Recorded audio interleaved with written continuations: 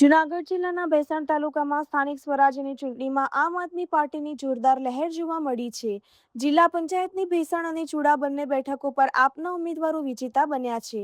ખાસ કરીને ભેસાણની મહત્વપૂર્ણ બેઠક પર ભાજપના ઉમેદવાર અને પૂર્વ ધારાસભ્ય ભૂપત ભાયાણીને હારનો સામનો કરવો પડ્યો છે, જે આ ચૂંટણીનું મોટું અપસેટ માનવામાં આવી રહ્યું છે। તાલુકા પંચાયતની કુલ 16 બેઠકોમાંથી આપે 13 બેઠકો જીતી સ્પષ્ટ બહુમતી મેળવી છે, જ્યારે ભાજપને માત્ર 3 બેઠકો મળી છે। જીત બાદ આપના કાર્યકરોમાં ભારે ઉત્સાહ જોવા મળી રહ્યો છે અને વિજયોત્સવ ઉજવાઈ રહ્યો છે। હવે સાંભળીએ આ મુદ્દે બંને પક્ષના પ્રતિસાદ। રિપોર્ટર કાસમ મુથી, ભેસાણ। મારું નામ દિલસુખભાઈ ટુપારેલિયા। 5 જિલ્લા પંચાયત સીટના હું ઉમેદવાર તરીકે મને આમ આદમી પાર્ટી અને ગોપાલભાઈ ઇટાલિયા અને અમારા કાર્યકરોએ બધાએ સહયોગથી મને ટિકિટ મળી।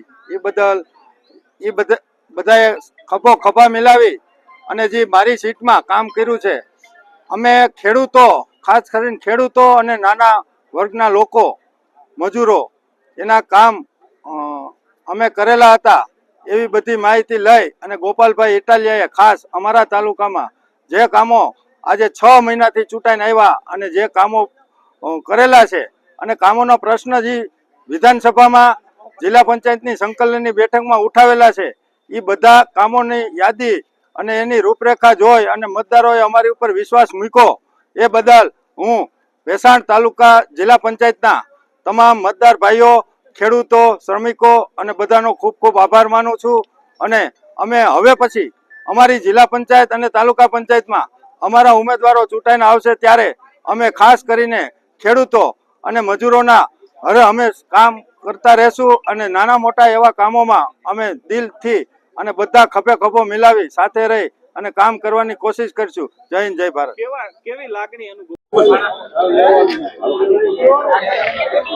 આજે ચૂંટણીનું પરિણામ જે આવ્યું છે, શું કહેશો?